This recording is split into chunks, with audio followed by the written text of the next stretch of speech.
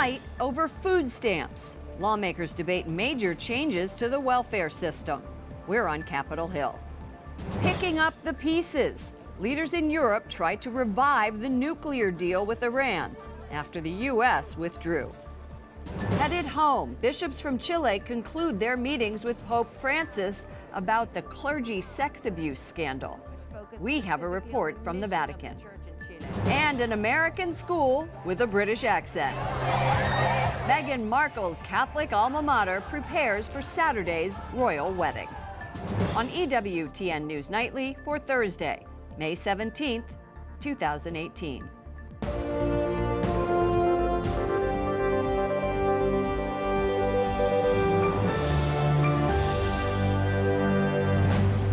Good evening from Washington, D.C., and thank you to those of you joining us from around the world for news from a Catholic perspective. I'm Lauren Ashburn. President Trump lays out a stark choice for North Korea's leader: abandon your nuclear weapons or risk being overthrown. The president says their scheduled June 12th meeting in Singapore is on track, despite the North's threat to cancel. White House correspondent Mark Irons reports. Good evening, Mark. Good evening, Lauren. President Trump says the U.S. is still working on the details and North Koreans are negotiating like nothing happened. The president is offering to safeguard Kim Jong-un's security if the communist dictator agrees to denuclearize. We're willing to do a lot, and he's willing to, I think, do a lot also. And I think we'll actually have a good relationship, assuming we have the meeting and assuming something comes of it. And he'll get protections that will be very strong. The president denied he wants to use the Libya model to denuclearize North Korea. Libyan leader Muammar Gaddafi was killed by rebels years after he agreed to give up his country's weapons of mass destruction. The president says that was different because the U.S. never guaranteed to protect Gaddafi, but the president suggests Kim could suffer the same fate. That model with Gaddafi, that was a total decimation. We went in there to beat him. Now, that model would take place if we don't make a deal, most likely. But if we make a deal, I think Kim Jong-un is going to be very, very happy. The president says China could be influencing Kim Jong-un. China is North Korea's main trading partner and ally. Meanwhile, a Chinese delegation is in Washington to discuss trade with the U.S. today. Citing the U.S. trade deficit with China, the president called the country very spoiled today. Lauren. White House correspondent Mark Irons, thank you. The Senate confirms Gina Haspel as the first female director of the CIA. Haspel faced opposition from Democrats and human rights groups for her role in the George W. Bush administration's interrogation and detention program. Senators voted 54 to 45 in her favor. A victory for Senate Democrats who passed a measure that would keep net neutrality in place. That Obama-era rule stopped companies like Comcast and Verizon from adjusting internet speeds in homes and businesses. The Federal Communication Commission had reversed that rule in December, making that legal. The measure is not expected to pass Congress. The House is fiercely debating the Farm Bill. It would renew federal farm subsidies and food stamps for 5 years. It always proves to be a headache for Republicans controlling Congress, as conservatives say the farm subsidies are a waste. Jason Calvi has the details. Good evening, Jason. Good evening, Lauren. Food stamps help more than 40 million Americans buy groceries. A family of four gets an average of $480 a month with this program. GOP leaders say the bill is a chance to reform welfare, but Democrats say those proposals are cruel. What are you thinking? This entire bill is an embarrassment. Democrats blast a Republican plan to reform the food stamps program, known as SNAP. It would require people to work or receive job training 80 hours per month up to age 59. There are exceptions for disabled people, pregnant women, and those taking care of children under 6. The Congressional Budget Office estimates the change could drive up to 2 million people off the program. Take, for example, Thomas, a single dad who lost his wife a few years ago and is raising his preteen daughter on his own. He has worked diligently to find stable employment, but jobs are scarce in his community. Without SNAP and reduced price school meals, Thomas said he and his daughter would not be able to survive. Republican Pete King of New York supports reform, but thinks this proposal is too severe. I have a district that about 20,000 families are on food stamps. And so, again, I'm not opposed to reforms. I'm not opposed to there being some work requirements. But I think we should be doing it separately and not part of an overall ag bill. But Speaker Ryan says the increased work requirements will actually help the poor move up. If you are able to work, you should work to get the benefits. And if you can't work, we'll help you get the training you need. We will help you get the skills you need to get an opportunity. This is going to get more people out of poverty. The House is hammering out these changes in the Farm Bill with a final vote scheduled for tomorrow. Now, historically, both parties, a coalition from both parties, support the Farm Bill, but this time Democrats are opposed to the food stamp reforms, and some Republicans say the farm subsidies are a big waste. Lauren? Sounds like a split. So what are the chances that the bill would pass Congress? That really remains to be seen. There's a lot of debates happening and a lot of discussions happening behind the scenes right now. Republicans are eager to pitch the welfare reform to voters, where polls show it does do pretty well, but the Senate's bill will not be doing any major reforms to the food stamp program. Correspondent Jason Calvi. Thank you, Jason. Senators pay tribute to their ailing colleague John McCain at a screening of a new documentary about his life of public service. John McCain is a friend for life. When he is your friend, it's through thick and thin. I've learned a lot, and I miss him. The country misses his voice, and all I can say is that I hope my friend gets better. Senator McCain's mother, Roberta, and younger brother, Joseph, were on hand. The documentary premieres Memorial Day weekend on HBO. European leaders are refusing to walk away from the Iran nuclear deal. They say they want to save the 2015 agreement, even though the United States has pulled out. Correspondent Wyatt Goolsbee reports from the State Department. Good evening, Wyatt. Good evening, Lauren. European diplomats are telling their counterparts here at the State Department they're worried about the U.S. reimposing sanctions on Iran. They say the decision is bad for the global economy.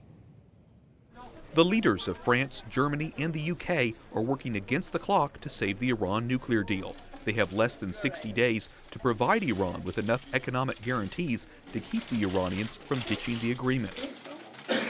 European Council President Donald Tusk is critical of President Trump's decision. He says America's unpredictability is a real geopolitical problem. It's not a joke now, and it's because I think this is the essence of our problem today with our friends on the other side of Atlantic. The president calls it a terrible deal, and the U.S. has threatened to slap sanctions on European companies doing business with Iran. Secretary of State Mike Pompeo says the decision is not aimed at hurting our European allies. The goal is to cut off money to the largest state sponsor of terrorism.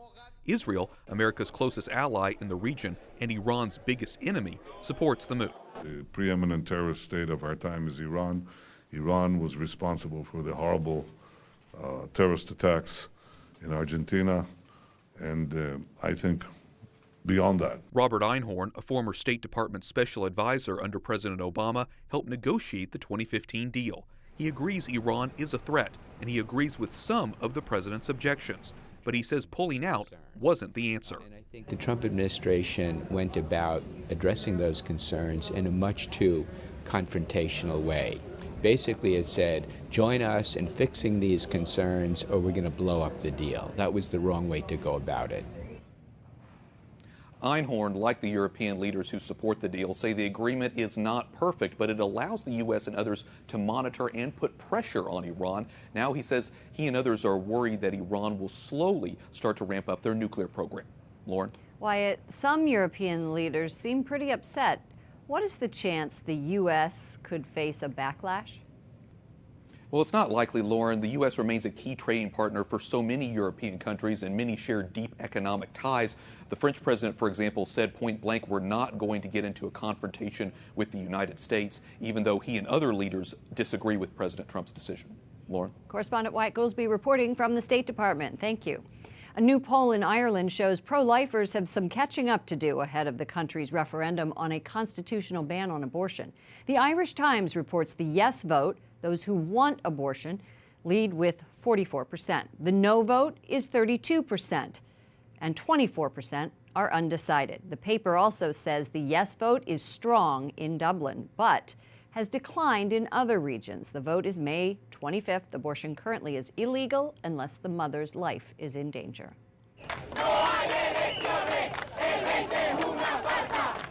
Protesters in Venezuela are demanding the country's elections later this month be suspended. The opposition's main parties were banned from running the show. Polls show Socialist President Nicolas Maduro will coast to a second term. 1 million Venezuelans have fled the country in recent years. A Vatican news service reports Catholic bishops in the Holy Land say the recent violence on the Israel border could have been avoided. Dozens were killed earlier this week in protests when the U.S. opened its embassy in Jerusalem. The bishops say Israeli forces should have used non-lethal weapons. And the Vatican is calling on financial institutions to promote the common good and not just the bottom line when doing business. In a new document released today, the Holy See is asking banks to create a new economy more attentive to ethics. Pope Francis and his predecessors have frequently denounced income inequality and what St. John Paul II called unbridled capitalism. Pope Francis ends his summit with Chile's bishops by thanking them for their willingness to do whatever it takes to recover from a sex abuse scandal that has rocked the local church. The bishop's spokesperson says the talks could lead to resignations. El Papa nos ha dicho una cosa sencilla. Bishop Juan Ignacio Gonzalez says the Holy Father told the bishops they need to stay the course. Francis summoned the Chilean bishops to Rome for 4 days of meetings and prayer. It comes after the Holy Father admitted he had made grave errors in judgment in the case of a Chilean bishop accused of covering up abuse. Vatican correspondent Juliette Lindley joins us from Rome. Juliette, give us a picture of these meetings so far. Well, we understand that they started off with a 45-minute meditation altogether on the first day, and then the Pope met every bishop individually to hear their thoughts on the 9-page meditation, which focused specifically on the mission of the Church in Chile. As the Pope's special envoy to Chile, Jordi Bertomeu, told reporters today, we can expect measures and conclusions that are very important. He said we're making history here with these meetings this week. We know that there is much speculation about whether anyone will resign. What are you hearing? Well, Bishop Juan Ignacio Gonzalez said the Pope might have to take a number of decisions, but not now, not during these days of meetings. And when journalists pressed him on whether those decisions might be made once the bishops return to Chile, which would be tomorrow, he answered, we don't know, and he repeated that. So resignations possibly, but apparently not right now, Lauren. That's what we understand. Juliette Lindley, EWTN News Nightly Vatican correspondent. Thank you. Thank you. Coming up, a lawmaker tells us his plan to institute term limits by circumventing the Constitution.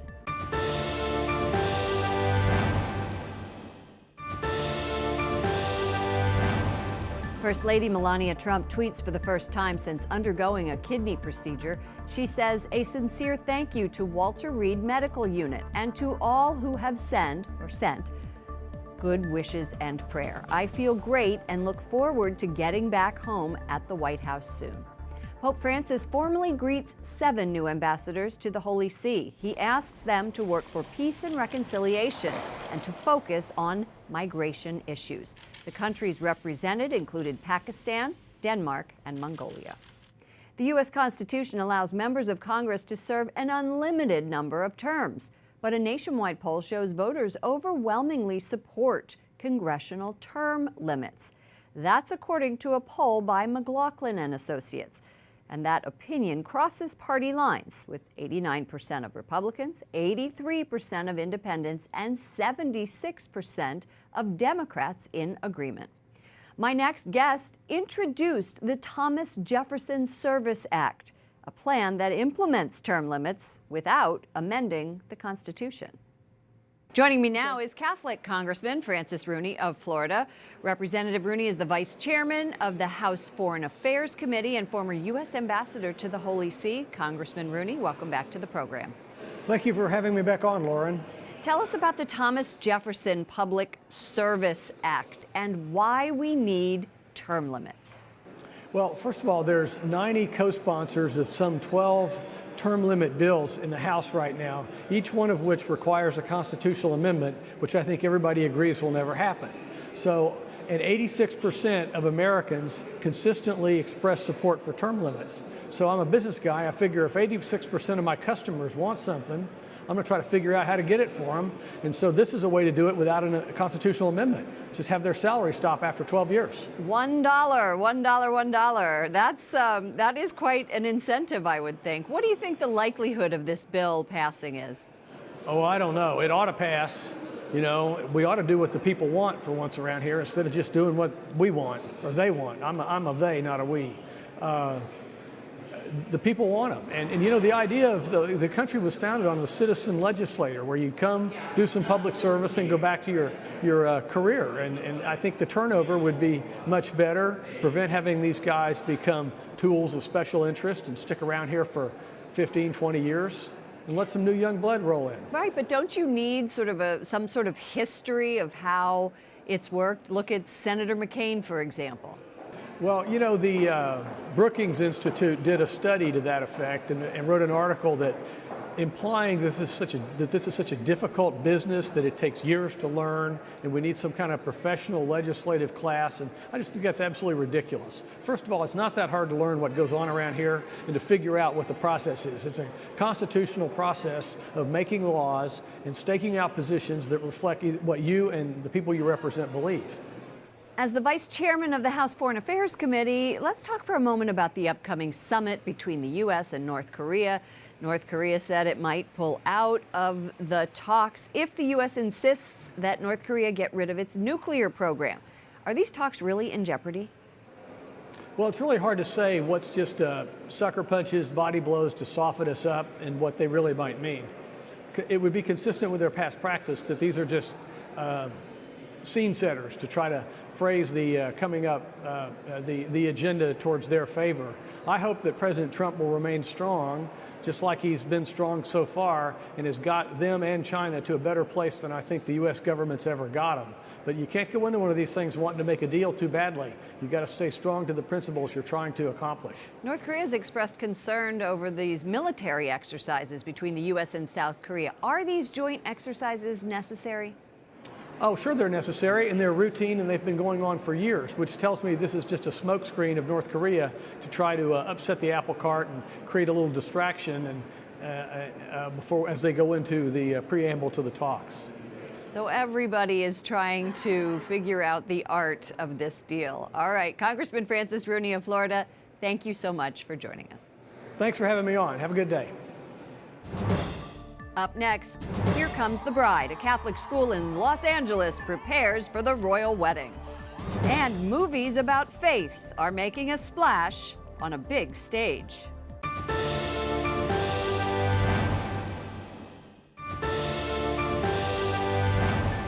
A bid to ban abortion after 15 weeks is expected to become law in Louisiana. Lawmakers passed the measure Wednesday, and Democrat Governor John Bel Edwards says he will sign it. Abortion advocates say the proposal violates Roe v. Wade. Foster families in Philadelphia have filed a lawsuit to end a city policy that will prevent Catholic social services from placing children in foster homes. Philadelphia's mayor says taxpayer dollars cannot be used to fund organizations that discriminate against people because of their sexual orientation or because of their same-sex marriage status. The Archdiocese of Philadelphia has joined the suit. In a statement, it says, in part, the foster care program it runs is, quote, one designed to provide services to vulnerable children and young people. Care is provided for all those in need with dignity, charity, and respect, regardless of their background. Joining me now is Lori Wyndham, Senior Counsel at Beckett, a nonprofit law firm dedicated to protecting religious freedom. Lori, welcome to the program. Lauren, thank you for having me. You also represent EWTN. Happy to do so, yes. And thank you for doing that. A little over 2 months ago, the city of Philadelphia issued this following tweet. Let's take a look at it. Saying the need for foster parents is urgent. And if the need for foster parents is urgent, why not allow Catholic social services to operate? That's exactly what we're asking. There are actually a dozen foster homes that are sitting empty right now. These are parents who work with Catholic Social Services. They've said, we're ready, we'll take in more foster children. The city will not send any foster children to their homes because they work with Catholic Social Services. The allegation by the mayor is that you discriminate, that you do not allow people to be foster parents who are not married, a man and a woman marriage. Is that true? Catholic Social Services does not discriminate. It serves foster children from every background. If there's anyone that Catholic Social Services couldn't do home studies for, such as an unmarried couple, then they would simply refer them to one of the 26 other agencies nearby that they could work with. They're simply asking to be able to continue the good work that they have been doing for a century. Pennsylvania law says that religious foster care agencies can operate in a manner consistent with their faith. So why is the city of Philadelphia able to stop referring or sending children your way? That's a great question. The city is saying that their city fair practices ordinance applies here. We don't think that's true, and we believe that state law protects religious ministries being able to follow their faith. We believe it protects Catholic Social Services for being Catholic. Faith-based adoption services nationwide are being accused of discrimination, denying this. They've been shut down in cities all across the country, denying the children rights to families. So what is your response on a broad macro level about the role of religious freedom in these cases? I think that what you really see here is the great work that's being done by groups like Catholic Social Services, by religious ministries across the nation. They're meeting a need. They have foster families who are ready and willing to help. They have families who are serving children, families who are adopting children.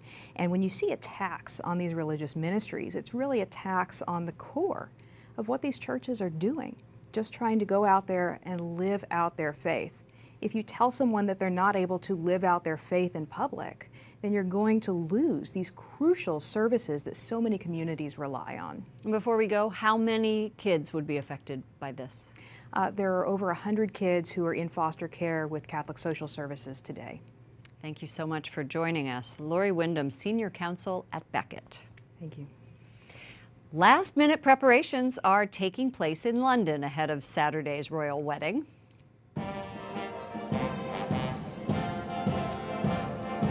Organizers used today as a practice session. A large military contingent will take part, reflecting Prince Harry's years of military service. And the choir is busy perfecting their performance, which will be seen by millions around the world. The Dean of Windsor, who will be conducting the ceremony, says Harry and Meghan Markle love each other and are committed to their faith. They're very serious about their relationship, and that's why I think they particularly want to see it grounded in a religious ceremony, in a Christian Saturday's ceremony. gala wedding is taking place at St. George's Chapel on the grounds of Windsor Castle. Markle's father will not be in attendance. In a Kensington Palace statement, Meghan expressed hope that her father can be given the space to focus on his health.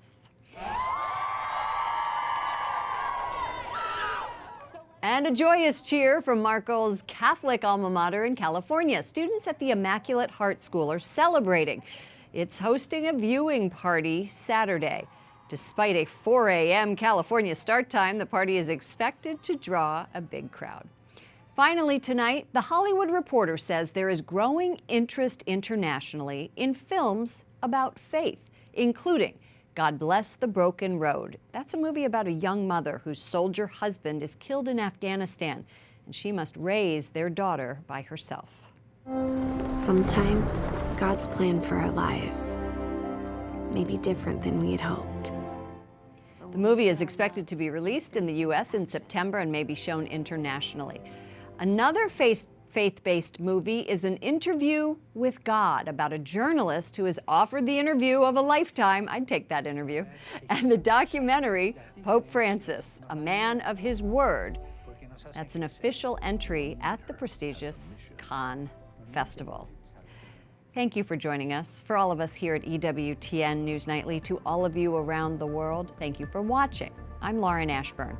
Let's keep in touch online. Follow me at Lauren Ashburn on Twitter and Lauren Ashburn EWTN on Facebook.